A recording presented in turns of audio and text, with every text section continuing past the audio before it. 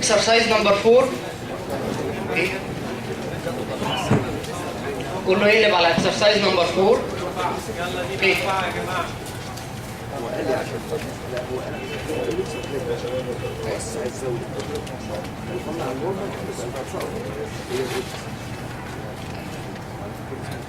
لكم على حاجة على فكرة، الاكسرسايز كان أصعب من كده والدكتور جورج اختار أسهلهم.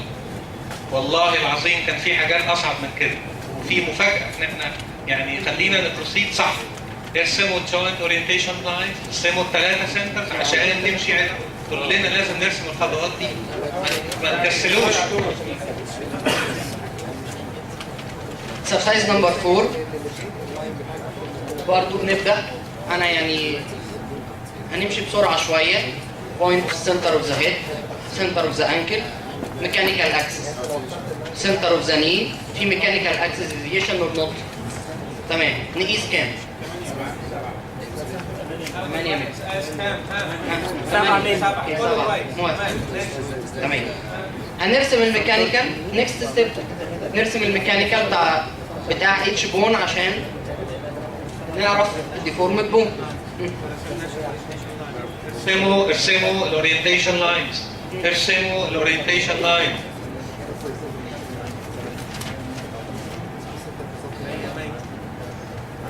orientation line.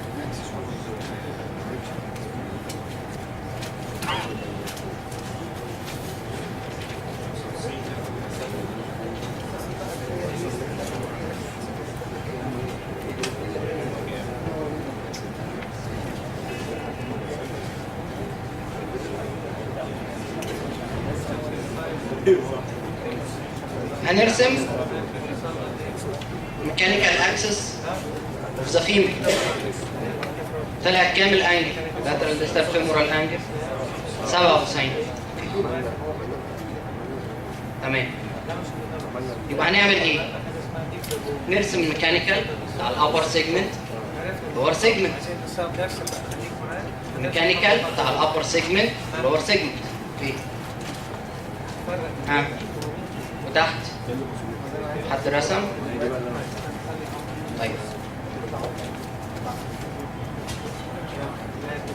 طيب فين الايه؟ هنجيبها ازاي؟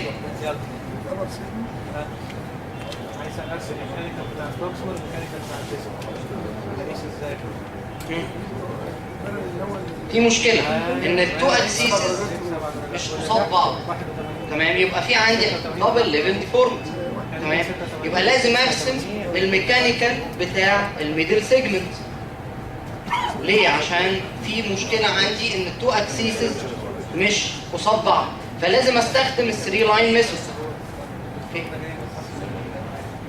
حد تمام. دي صعبة شوية معلش.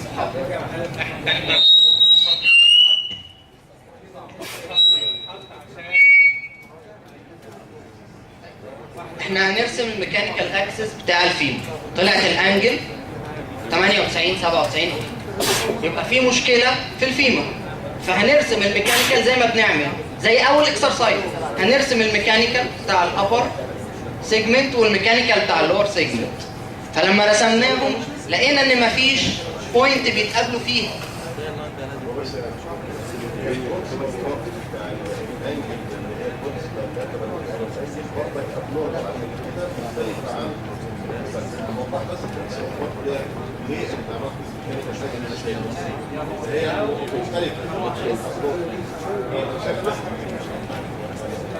يعني هي البروبلم في تحت وفوق. عايز يستخدم الاناتوميكال اكسس ويقيس عليه باراليل لاين ويعمل 7 درجات زي الاكسرسايز الاولاني يعمل. عايز ياخد الميكانيكال على طول يعمل. يعني في اوبشن انتوا عايز اللي انت تشتغل بيه اشتغل بيه على طول. هاي يبقى هتعمل حضرتك ما خدتش الاورينتيشن لاين وعمال اطلبه من الصبح وتاخد 90 ديجريز عليه، هيبقى البروكسيمال اهو وما قطعتش الورق. ايوه جدع 2 بوينتس تمام. واعمل بلد اللي هو رسمه هنا اخر واحد ميديا او اقيس البروكسيمال انجل اهو تمام. ليه؟ لان احنا في مشكله فيها بروبلم، هي كل الحكايه بس انت 90 خلاص. في مرتين وفي مرتاح، يعني عايز تعرف ها تمام. انا خدتها 90 هنا تمام. الميكانيكال بتاع البروكسيمال سيجمنت او الابر سيجمنت، لان لسه في مشكله. ده الميكانيكال اكس ايه بتاع اللي هو بيقول لنا في مشكله اصلا في الميكانيكال اكسس بتاع الفيمر دي. انا بعد كده باخد الميكانيكال اكسس اللي المفروض يفترض ان هو يكون تمام، اللي هو ده وده. فطالما ما تقابلوش مع بعض يبقى في بروبلم، مشكلتي في مشكله. انا عندي مشكله في دبل ليفل ديفورميتي. عشان كده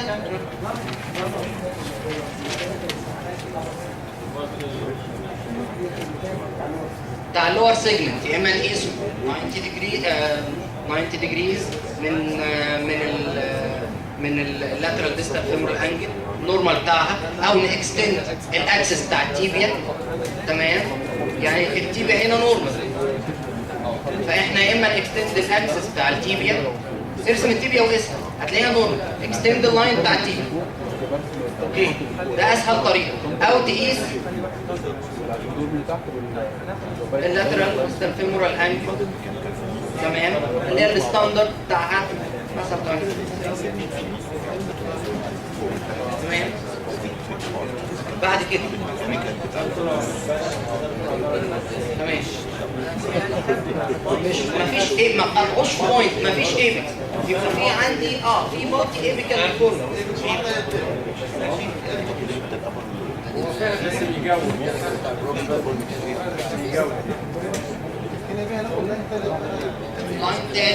تمام كويس. بتاع الميدل سيجمنت تمام. اول حاجه بنرسم الاناتوميكال بتاع الميدل سيجمنت، ناخد لاين باراليل ليه تمام،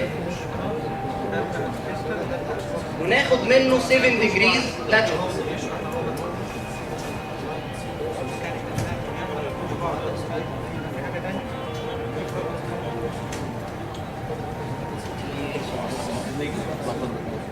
القاعدة بتاع هذا الكلام هي القاعدة اللي اتقالت في الأول، إن لما يبقى عندي ميكانيكال اكسس معروف، الاناتوميكال اكسس معروف، كده معروف. عندي عظمة مش بشتغل في الهواء، مش عظمة مرسومة، أقدر أعمل فيها إيه؟ متأكد. القاعدة إن الميكانيكال بالنسبة لي يساوي إيه؟ إذا كان 7 ديجري سهلة أجيبها، سهلة مش سهلة أعملها إزاي؟ أمشي الباراليل لاين وآخد منه السبعة بتاعتي، 7 درجات، يبقى لما يقطع هي دي إيه؟ الكورة بتاعتي، تمام؟ لأن لما بيقطع إيه؟ ميكانيكال مع ميكانيكال، تمام؟ دي النقطة اللي هي بتسلم فيها.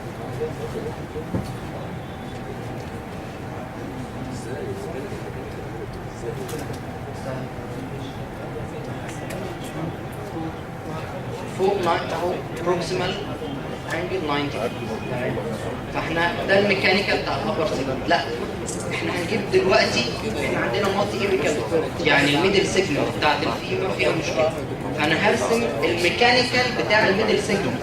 طيب انا ما عنديش هنا ريفرنس بوينت، يعني انا عندي حته من الفيمر ملهاش فوق وتحت، انا عايز اجيب الحته دي الميكانيكال بتاعها يبقى ازاي. ايه الحاجه الملموسه اللي انا اقدر اجيبها فيها؟ الاناتوميكال، انصف الشافت وارسم اناتوميكال. يعني انا مفيش حاجه صدفه، مفيش ريفرنس، مفيش جوينت فوقيه، انا عندي عظمه بايظه فوق وعظمه بايظه تحت تمام. انا عايز اجيب ميكانيكال بتاع الحته دي ازاي؟ انا عندي معلومه بتقول ان الميكانيكال 7 ديجريز لاترال للاناتوميكال تمام، او في فرق بينه وبين الاناتوميكال 7 ديجريز. يبقى انا هرسم الاناتوميكال تمام، وهرسم لاين باراليل للاناتوميكال بحيث ان اللاين ده يبقى رايح ناحيه السنتر اوف ذا هيد تمام. واخد منه 7 ديجريز، واخد منه 7 ديجريز لاترال، يبقى ده الميكانيكال اكسس بتاع الحته دي، بتاع السيجمنت الديفورمد دي. لما هيترسم الميكانيكال اكسس ده هنلاقي انه بيقطع. انا هنا مسحت ده بس عشان اللخبطه. الاحمر الثاني اللي هو ده 7 ديجريز من ده، يبقى ده الميكانيكال بتاع السيجمنت دي. تمام، ده الميكانيكال بتاع السيجمنت اللي فوق، وهنرسم الميكانيكال بتاع السيجمنت اللي تحت. يبقى حصل عندي ايه؟ اللاينز دي اتقابلت في نقطتين.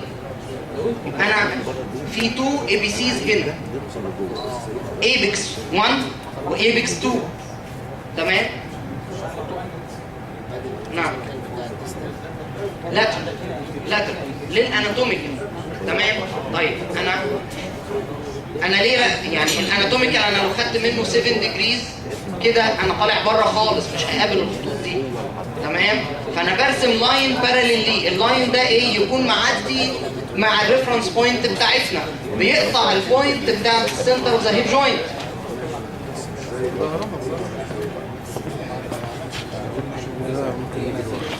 الميكانيكال اكسس اللي تحت اللي هو ده اللي في النص الاولى والثانيه انفصل بينهم. ايه ازاي؟ ما فصلناش، مفيش حاجه تحت. رسمنا الاناتوميكال بتاع الميدل سيجمنت.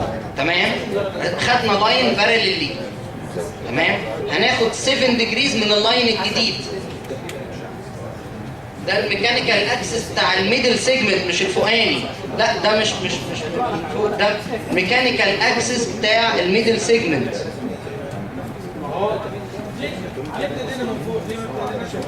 هيعمل لك اللي تحت لسه كمان. ده الميدل سيجمنت يعني معلش اللف دي من فوق عشان الميدل سيجمنت لسه تحت. انا عملتها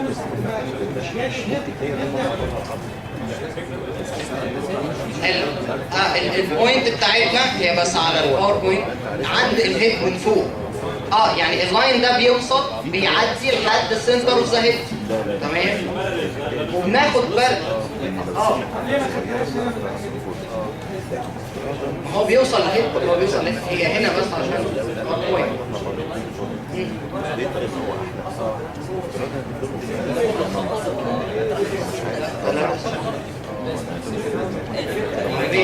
انا عرفت ازاي ان في 3 سيجمنتس، ان هنا التو لاينز دول ما قابلوش بعض، يبقى انا عندي مالتي ايبيكال فورم.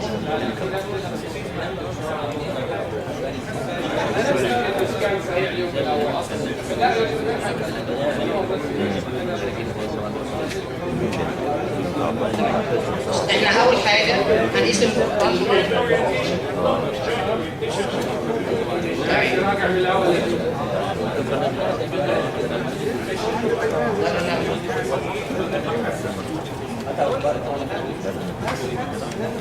هنرسم الجوينت اورينتيشن لاينز. بعد ما رسمنا الجوينت اورينتيشن لاينز نرسم الاكسس اوف ذا فيمر، ميكانيكال اكسس اوف ذا فيمر. تمام؟ يبقى انا عندي الميديال لاترال ديستال فيمورال انجل، الميكانيكال سوري لاترال ديستال فيمورال انجل طلع 98. ففي مشكله في الفيمر. انا عايز اعرف زي اول اكسرسايز برسم ميكانيكال بتاع الابر سيجمنت وميكانيكال بتاع اللور سيجمنت. هنا التيبيا نورمال، ممكن نكستند اللاين بتاع التيبيا. تمام؟ عشان الديستال سيجمنت، وناخد من فوق 90 ديجريز عشان تبقى الدنيا سهله. يبقى انا لقيت ميكانيكال بتاع ابر سيجمنت وميكانيكال بتاع اللور سيجمنت ما قابلوش بعض. معنى كده ان في مور ذان 1 ايبكس، في مالتيبل ديفورميتيز. تمام؟ لانهم ما قابلوش، ما فيش بوينت معينه قابلوا فيها بعض. فهنرسم الميكانيكال بتاع السيجمنت اللي في النص. ليه؟ انا عايز اشوف الاتجاه بتاع الحته اللي في النص دي اللي فيها كذا ديفورميتي ماشي ازاي. تمام؟ فبروح ارسمه ازاي؟ ما عنديش طريقه تاني غير الثري لاين ميثود، لان ما فيش ريفرنس بوينت عندي، ما عنديش جوينت اقيس عليه، ما عنديش جوينت لا فوق ولا تحت. انا عندي سيجمنت في النص عايز اقيس عليها. تمام؟ فهعمل ايه؟ هجيب الحاجه الوحيده اللي قصادي سوليد قصادي ان انا اقدر اجيب لها اناتوميكال اكسس، ان انا انصف الدايافيسس في الاريا دي. تمام؟ طيب انا عايز بعد كده ارسم ميكانيكال للاريا دي، يعني ننسى الحته اللي فوق والحته اللي تحت. هاخد لاين باراليل لللاين ده بحيث ان هو يعدي في السنتر اوف ذا هيد. تمام؟ سهله؟ ده الباراليل بالظبط كده. لا ده مش الميكانيكال، ده الباراليل للاناتوميكال اكسس. تمام؟ بتاع الحته اللي في النص، وهاخد منه 7 ديجريز. تمام؟ هاخد منه 7 ديجريز بالظبط اللي هو ده. تمام؟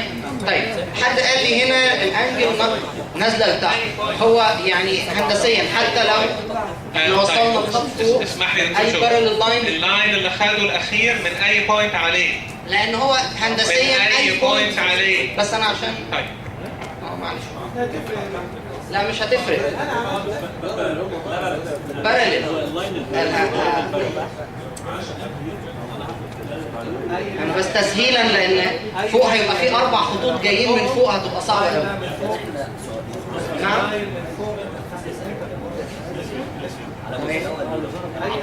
اي خطين متوازيين لو رسمنا اي حاجه تقطع الزوايا المتقابله متساويه بتاعت زمان. تمام؟ عندي 5 عندي كده جنب بعض، وانا رحت قاطعهم كده، الزاويه دي زي دي زي دي. تمام؟ هي عشان بس الرسمه انا عاملها تحت، يعني عشان الرسمه بس. فوق هتلاقي مثلا بتاع 5 خطوط مرسومين، اي نقطه صعب عليه مش من الهيد.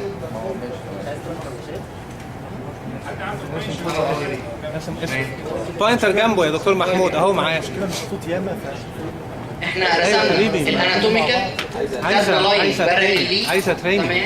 بيعدي في السنتر اوف ذا هيد. تمام؟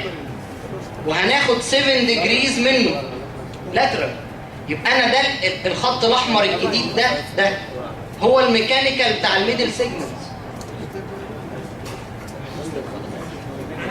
من اي انا راسمها هنا عشان باوربوينت، انا هنا عشان باوربوينت بس. لو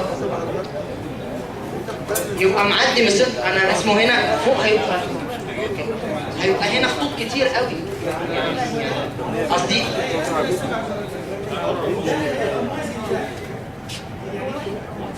عايزين بره لو خدت فيلم كده موازيين بعض، بس على هنا ده بيقطع هنا، لو خدت من هنا 7 درجات هيقطع هنا، مش انت بترسمه اعلى، انت بترسمه اعلى، بتاخد من بوينت اعلى، هيبقى مش اي مكان اخد منه 7 درجات، اي بوينت اعلى من الديفولت.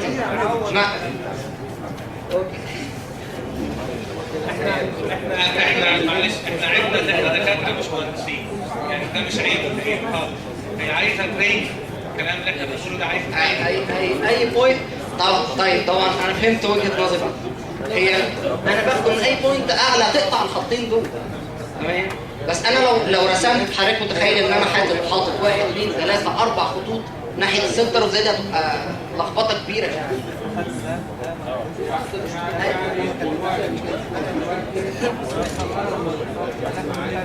الميكانيكال اكسس بتاع الميدل سيجمنت هيقطع الميكانيكال اكسس بتاع الابر والميدل فين، هيطلع لنا 2 انجلز هم دول.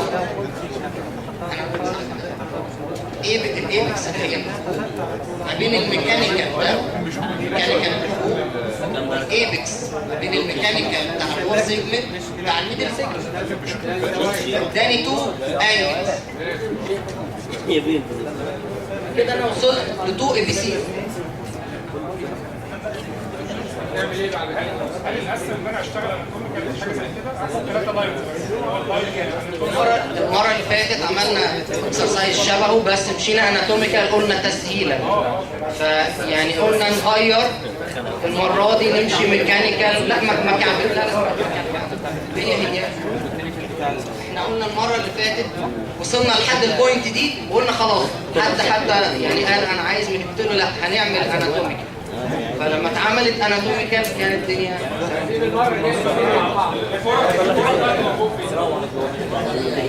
1 2 تمام. اوستيوتومي يبقى انت عندك ممكن حاجه من الاثنين، عندك دبل ليفل اوستيوتومي. تمام؟ بحيث ان انت تكوريكت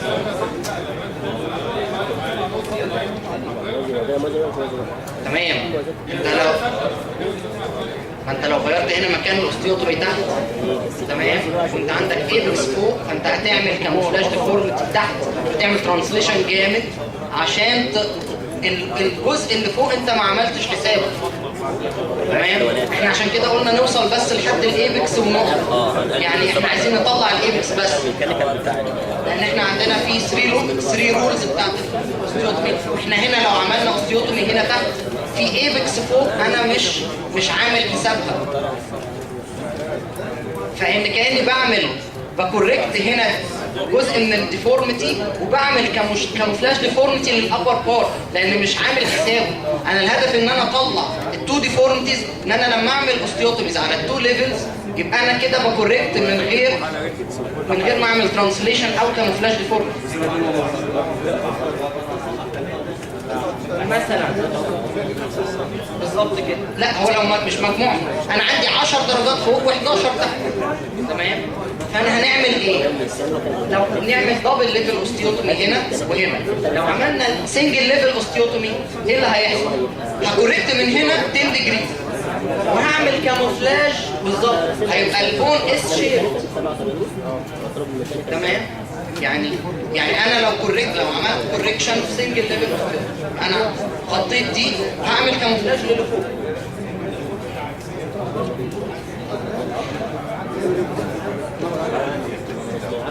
هنا في ايبكس ثانيه يعني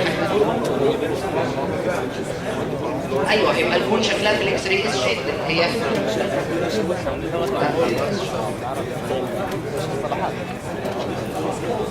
لا فوق مش هيبقى. لو عملت سنجل ليفل اوستيوتومي دبل ليفل ترجع بالظبط كده. خلاص الاكسرسايز المشاكل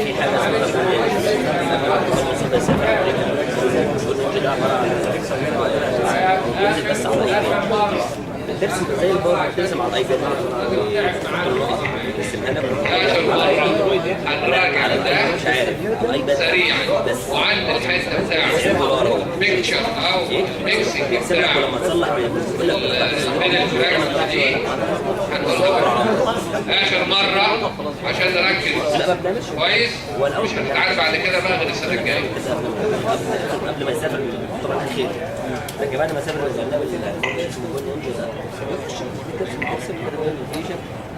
زي ما كده بس على الجهاز قبل ما اقطع البرودكشن هيبقى شغال. احنا دلوقتي هنا احنا كلنا متفقين في مشكله ان احنا عندنا التو لاينز دول ما قابلوش بعض، يبقى عندنا في مور ذان 1 ايبكس. لحد هنا في مشكله؟ مفيش مشاكل، كويس. يبقى انا عايز اعرف فين الميكانيكال بتاع الجزء ده اللي يقابل الاثنين دول. انا اقدر ارسم له ميكانيكال ازاي؟ انا ما فيش اي حاجه سوليد، ما عنديش جوينت فوق لانه في مشكله، وجوينت اللي تحت برضه مش معايا لانه في مشكله في السيجمنت دي. بس ارسم لها ازاي ميكانيكال؟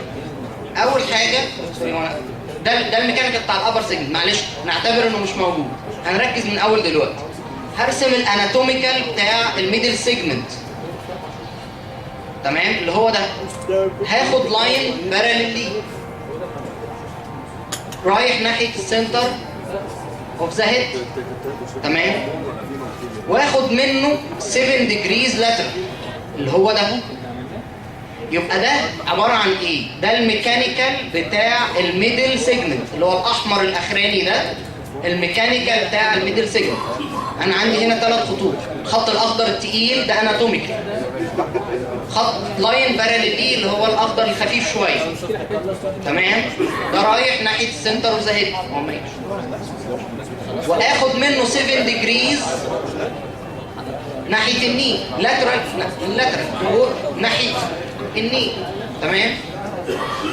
يبقى ده عباره عن ايه؟ ده الميكانيكال بتاع السيجمنت اللي في النص، السيجمنت الديفورم.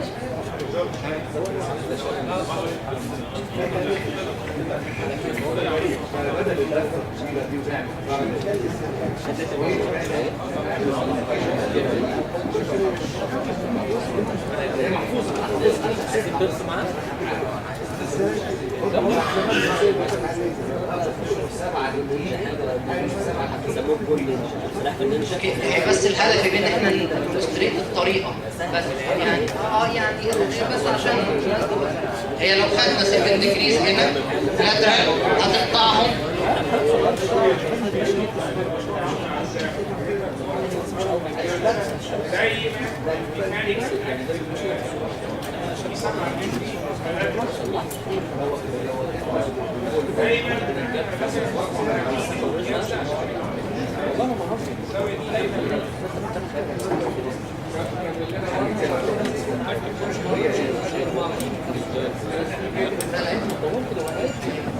يبقى اللاين ده اللي هو ده الميكانيكال بتاع الميدل سيجمنت، هيقطع الميكانيكال بتاع الابر والميكانيكال بتاع اللور في 2 اي بي سيز، هيعمل 2 انجلز، واحده مع الميكانيكال اللي تحت واحده مع معلش المفروض كنت امسح ده بس تمام. فالانجل دي اللي فوق والانجل اللي تحت هم دول المالتي ايبيكال ديفورميتي بتاعه الفيمور الليب. تمام اوكي خلاص كده احنا خلصنا الفيمور هنا. هنوصل لحد الايبس. تمام هنوصل لحد الايبس، مش هنكوركت حاجه، هنسيبه كده. احنا في ورك شوب تاني على الكوركشن هتبقى على العظم.